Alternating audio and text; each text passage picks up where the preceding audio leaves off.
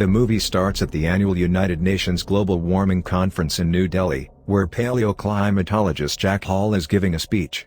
He warns the delegates that the Earth is soon going to face a polar catastrophe, which will turn everything into ice. When some of the delegates inquire about the time left, Jack mentions that it may take some centuries, but if the usage of fossil fuel isn't lessened, their grandchildren will face the consequences.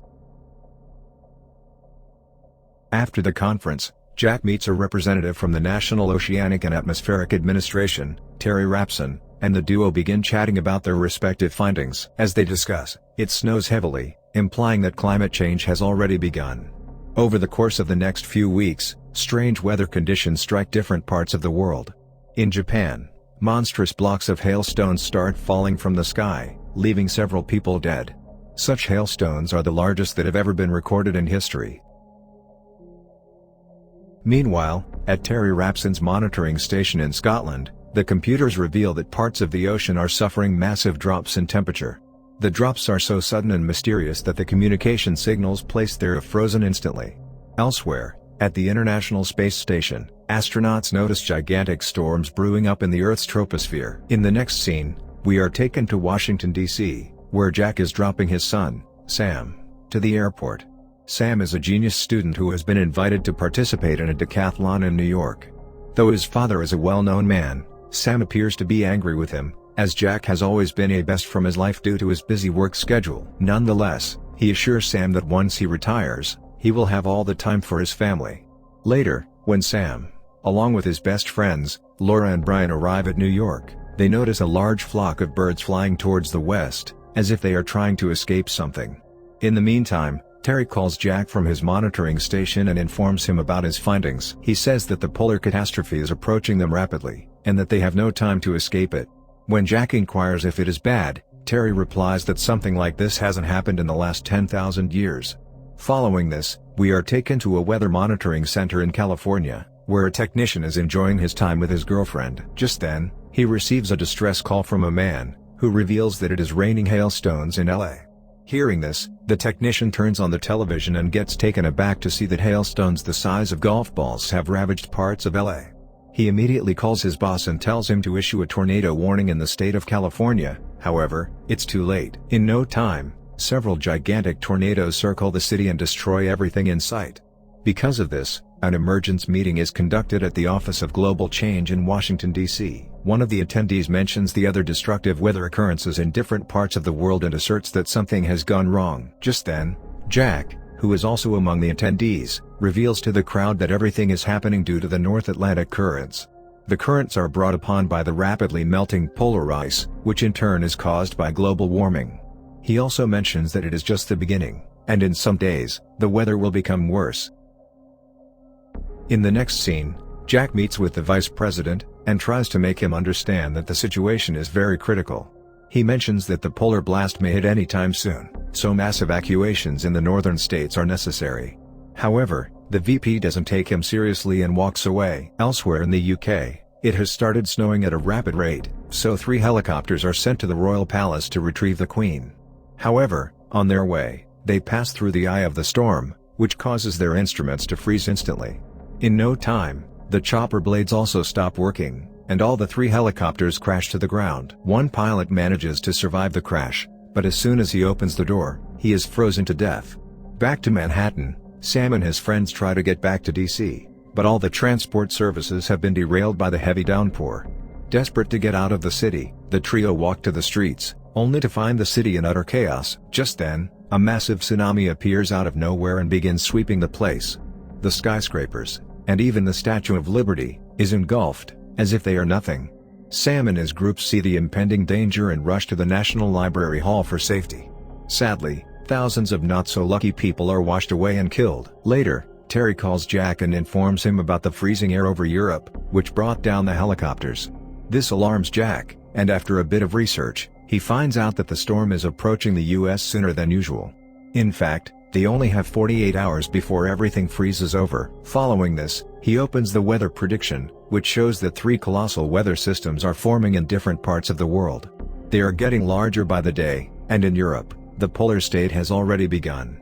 Meanwhile, Sam desperately searches for a telephone in the library, as the place does not have any mobile phone reception. After a while, he descends to another floor and finds a telephone, which is almost submerged inside water. Desperate to call his parents, he swims to the place and finally makes a call. Jack is delighted to find that his son is alive, and starts giving him instructions. He tells Sam that he must stay indoors and wait for the storm to pass. If he ventures outside, he is going to freeze to death instantly. Hearing this, Sam becomes worried, but Jack consoles him by saying that he will come to rescue him soon. The next day, as everyone in the library is gathering clothes and rations, they hear a strange noise from outside. When they peek through the window, they are shocked to see a cargo ship sailing through the place. Elsewhere in D.C., the head of the state is having a meeting, and Jack is tasked with briefing the state of the situation. Before even beginning, he instills fear in everyone by mentioning that the worst is yet to come. He then suggests that the residents of the southern states must be evacuated immediately and moved to Mexico. Once again, the vice president disapproves of the idea, as he claims that an evacuation of such magnitude is not possible.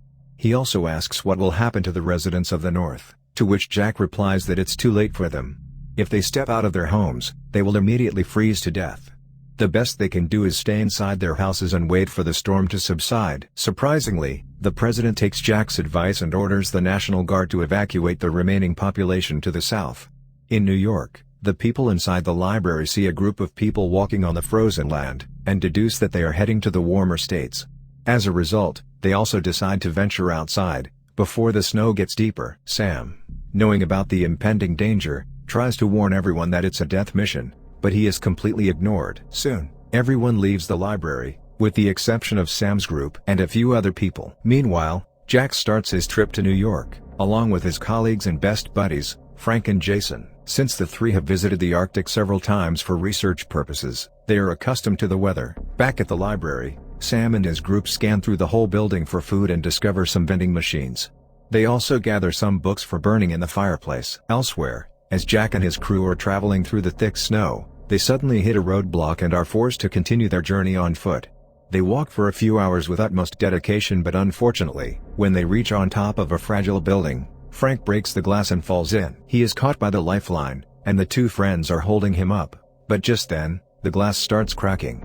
Hence, left with no choice, he cuts his lifeline and sacrifices himself, so that his friends can continue their mission. At the library, Laura suddenly gets a fever and falls unconscious. Worried, the group starts searching for the cause and discovers that she has a wound in her leg, which might have caused her blood poisoning. One of the ladies in the group, who happens to be a medic, mentions that Laura needs an urgent injection of penicillin, or else she will have to be amputated. Desperate to save his friend, Sam decides to venture into the nearby cargo ship, hoping that it contains some medicine.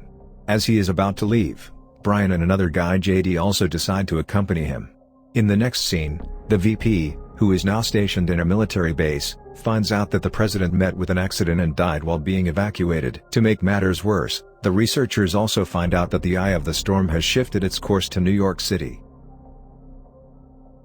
Elsewhere, Jack and Jason are slowly moving towards their destination, but sadly, Jason collapses due to exhaustion. As a result, Jack is forced to carry his friend. At the library, the trio finally heads out and makes their way to the cargo ship. However, along the way, their scent is caught by a pack of hungry wolves, who have broken out from the nearby zoo. Sam, Brain and JD enter the cargo ship's kitchen, and find some penicillin. They then look around the place for some more supplies, but suddenly, they are attacked by the pack of wolves. Sam and Brian manage to escape to another room, but JD is severely bitten. Still, they manage to save him from the hungry beasts. As the three brainstorms different ideas to escape the situation, Sam looks outside and sees the skies clearing. He then realizes that the eye of the storm is nearing them, and that they don't have enough time left. Hence, he puts himself in harm's way and makes his way outside to lure the wolves away from the kitchen. He then runs through the abandoned ship, narrowly escaping the wolves. After a while, he catches up with his friends, but by this time, JD is unable to stand. Hence, Sam and Brian bring a sledge and drag their friend to the library. On the other hand, as Jack is dragging Jason through the thick snow, he also notices the eye approaching at a rapid speed. Wasting no time, he starts rummaging through the snow for any houses. Fortunately, he finds an open vent and throws Jason inside, before getting in himself. As soon as he closes the door, the frost attacks the place and freezes everything that it touches. The boys also reach the library just in time, and narrowly avoid death. They then scramble to keep the fire running, as it is the only thing that can save them from the brutal cold. Jack also desperately tries to light a fire, and manages to do so with an open stove. After a while, Jason wakes up and notices that the entire place has been covered with ice. Now, with the eye of the storm already gone, Jack plans to resume his mission. Jason tries to make him understand that it's still dangerous outside, but Jack asserts that he doesn't have enough time left. That night, the two sleep in a tent and contemplate the future of humanity. Jack mentions that humans have survived the Ice Age many times, but if they are not careful enough, they might go extinct in this one. Finally, after weeks of disastrous weather conditions, the International Space Station spots some good signs. They notice that the storm is dissipating in Europe, as they see land mass for the first time in several weeks.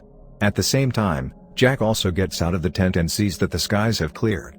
The sun has also come out. After walking for a while, the two come across the frozen Statue of Liberty, and several ships which have sunk into the ice. They have finally reached Manhattan, after enduring days of excruciating pain and suffering. However, when they reach the exact location of the library with the help of a GPS, they are devastated to learn that it has been completely swallowed by ice. With all hopes now gone, the two prepare to leave, but just then, they notice a small opening in the snow. Wasting no time, Jack enters the library through the opening, and Jason follows him closely. The two then begin looking for Sam and fortunately, after a bit of looking around, find him.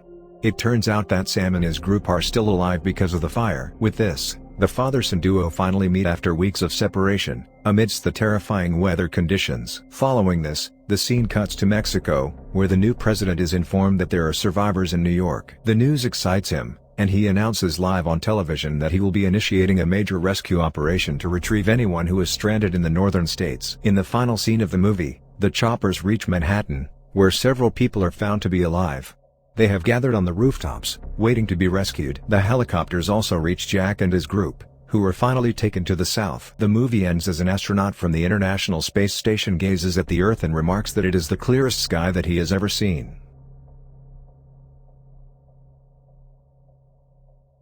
Thanks a lot for watching, guys. If you like this video, please consider subscribing to my channel.